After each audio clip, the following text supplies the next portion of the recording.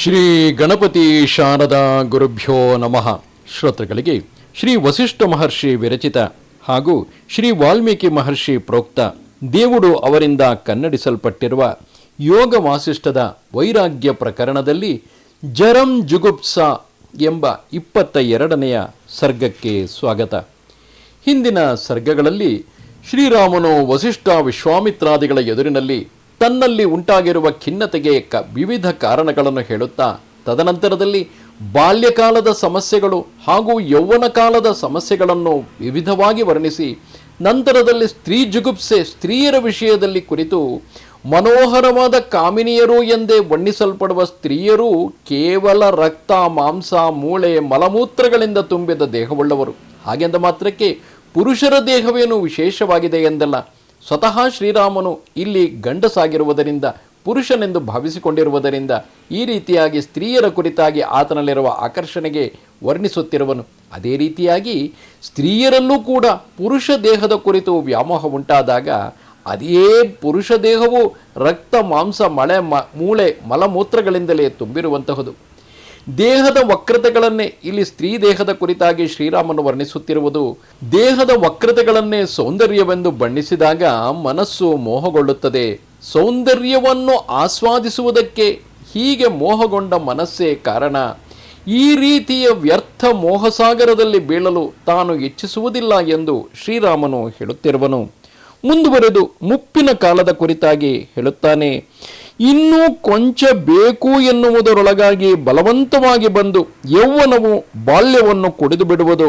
ಆ ಯೌವನವನ್ನು ಜರೆಯು ಅಂದರೆ ಮುಪ್ಪು ಹಾಗೆಯೇ ನುಂಗಿಬಿಡುವುದು. ಈ ಬಾಲ್ಯ ವಾರ್ಧಕಗಳು ಪರಸ್ಪರ ಎಷ್ಟು ಕರ್ಕಶವಾಗಿರುವುದು ನೋಡಿದಿರಾ?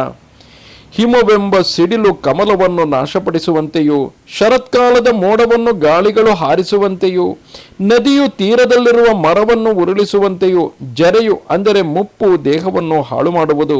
ವಿಷವು ಕಿಂಚಿತ್ತೇ ಆಗಲಿ ದೇಹಕ್ಕೆ ಸೇರಿದರೆ ಹೇಗೋ ಹಾಗೆ, ಶೈಥಿಲ್ಯವೇ ದೇಹವೆತ್ತಿ ಬಂದವೆ ಹಾಗೆ ಸರ್ವಾಂಗಗಳು ಶಿಥಿಲವಾಗಿರುವ ಜರೆಯು ತಾನು ಸೇರಿದ ದೇಹಕ್ಕೆ ಎಲ್ಲೂ ಇಲ್ಲದ ಕುರೂಪತೆಯನ್ನು ಉಂಟು ಮಾಡುವುದು.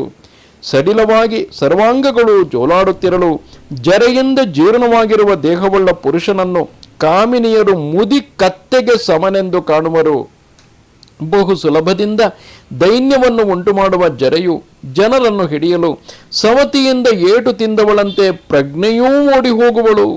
ಮುದಿತನಕ್ಕೆ ಸಿಕ್ಕಿ ನಡುಗುವ ಮನುಷ್ಯನನ್ನು ಕಂಡರೆ ದಾಸರು, ಪುತ್ರರು, ಹೆಂಡತಿಯರು, ನೆಂಟರು, ಗೆಳೆಯರು ಮೊದಲಾಗಿ ಸರ್ವರೂ ಹುಚ್ಚನನ್ನು ಕಂಡಂತೆ ಅಪಹಾಸ್ಯ ಮಾಡಿ ನಗುವರು.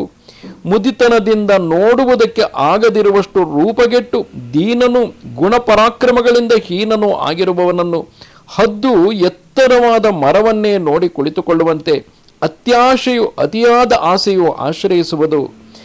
ದೈನ್ಯವೆಂಬ ಕತ್ತಲೆಯಿಂದ ತುಂಬಿ ದೀರ್ಘವಾಗಿರುವ ಹೃದಯದಲ್ಲಿ ದಾಹವನ್ನು ಉಂಟು ಮಾಡುವ ಎಲ್ಲ ಆಪತ್ತುಗಳಿಗೂ ಆಪ್ತ ಸಖಿಯಾದ ಭೋಗಾಶೆಯು ವಾರ್ಧಕದಲ್ಲಿ ಹೆಚ್ಚುವುದು.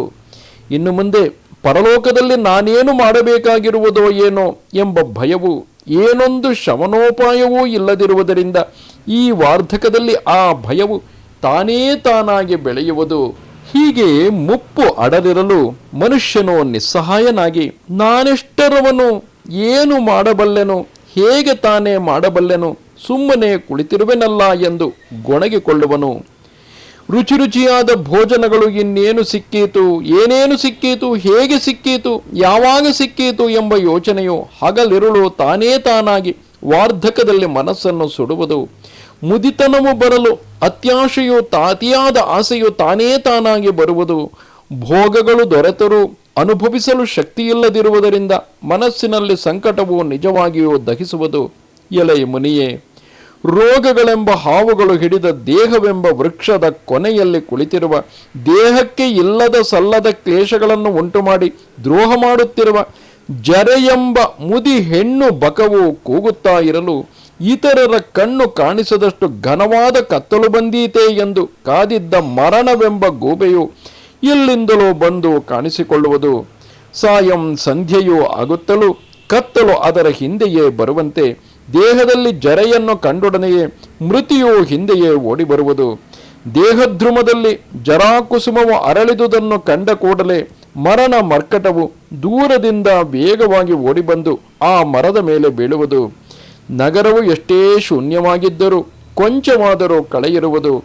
ಹಬ್ಬಿಕೊಂಡಿರುವ ಬಳ್ಳಿಗಳನ್ನೆಲ್ಲ ಕಡಿದು ಹಾಕಿದರೂ ಮರವು ಅಂದಗೆಡದಿರಬಹುದು. ಮಳೆಯೇ ಇಲ್ಲದ ದೇಶವು ಚೆನ್ನಾಗಿರಬಹುದು.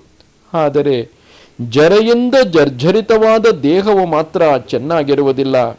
ಕಾಸ ರೋಗವನ್ನು ತಂದಿಟ್ಟು ಖಸ್ ಖಸ್ ಎಂದು ಕೆಮ್ಮುವಂತೆ ಮಾಡಿ ಆ ಶಬ್ದವನ್ನೇ ತನ್ನ ವಾದ್ಯಧ್ವನಿಯನ್ನಾಗಿ ಮಾಡಿಕೊಳ್ಳುವ ಈ ಜರೆಯು ಹದ್ದು ಮೇಲಿಂದ ಎರಗಿ ಥಟ್ಟನೆ ಮಾಂಸವನ್ನು ಹೊತ್ತುಕೊಂಡು ಹೋಗಿ ನುಂಗಿಬಿಡುವಂತೆ ಮನುಷ್ಯನನ್ನು ಥಟ್ಟನೆ ಹಿಡಿಯುವಳು.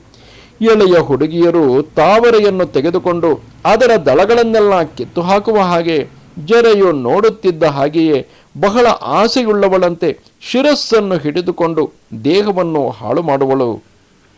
ಚಳಿಗಾಲದ ಗಾಳಿಗಳು ಗಡಗಡನೆ ನಡುಗುವಂತೆ ಮಾಡಿ ಹಿಮದ ಧೂಳನ್ನು ತೂರಿ ಗಿಡ ಮರಗಳ ಚಿಗುರುಗಳನ್ನು ಧ್ವಂಸ ಮಾಡುವಂತೆ ಜರೆಯು ಈ ದೇಹದಲ್ಲಿ ನಡುಕು ಹುಟ್ಟಿಸಿ ಮೈ ಬಣ್ಣವನ್ನು ಕಂದಿಸಿ ಅಂಗಾಂಗಗಳು ಶಿಥಿಲಗಳಾಗುವಂತೆ ಮಾಡುವಳು. ಜರೆಯ ಏಟಿಗೆ ಸಿಕ್ಕಿದ ದೇಹವು ಶಿಥಿಲವಾಗಿ ಹಿಮದ ತುಂತುರು ಮಳೆಗೆ ಸಿಕ್ಕಿ ಕಂದಿದ ಕಮಲದಂತೆ ಕಾಂತಿಹೀನವಾಗುವುದು.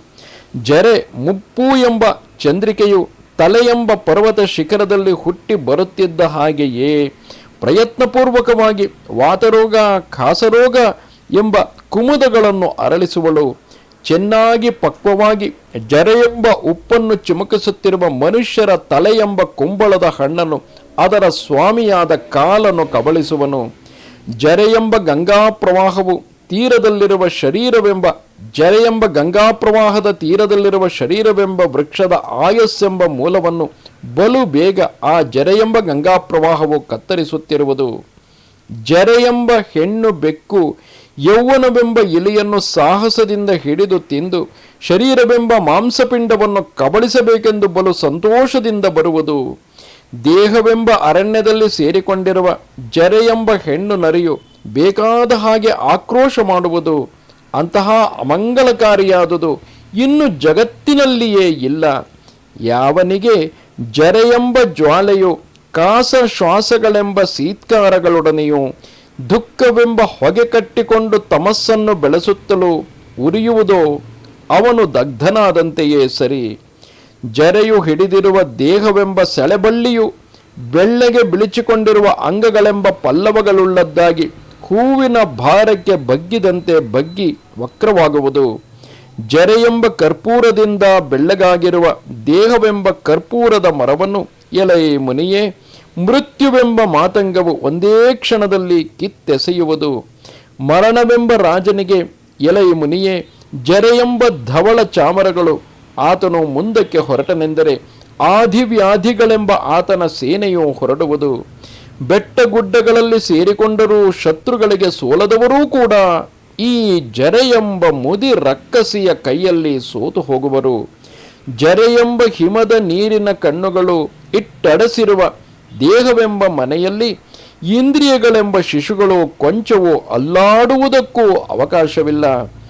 ದಂಡವೆಂಬ ಮೂರನೆಯ ಕಾಲನ್ನು ಊರಿ ಪದೇ ಪದೇ ಜಾರಿ ಬೀಳುತ್ತಿದ್ದರು. ಕೆಮ್ಮು ಅಧೋವಾಯುಗಳೆಂಬ ಮೃದಂಗವನ್ನು ಬಾರಿಸಿಕೊಂಡು ಜರೆಯೆಂಬ ಹೆಣ್ಣು ಬಹುವಾಗಿ ನರ್ತಿಸುವುದು. ಈ ಸಂಸಾರವೆಂಬ ರಾಜ ವ್ಯವಹಾರದ ಗುರುತಾಗಿ ನಾನಾ ಗಂಧವಾಸನೆಗಳಿಗೆ ಆಶ್ರಯವಾಗಿರುವ ದೇಹವೆಂಬ ದಂಡದ ತಲೆಯ ಮೇಲೆ ಜರೆಯೆಂಬ ಚಾಮರ ಲಕ್ಷ್ಮಿಯು ವಿರಾಜಿಸುತ್ತಿರುವಳು.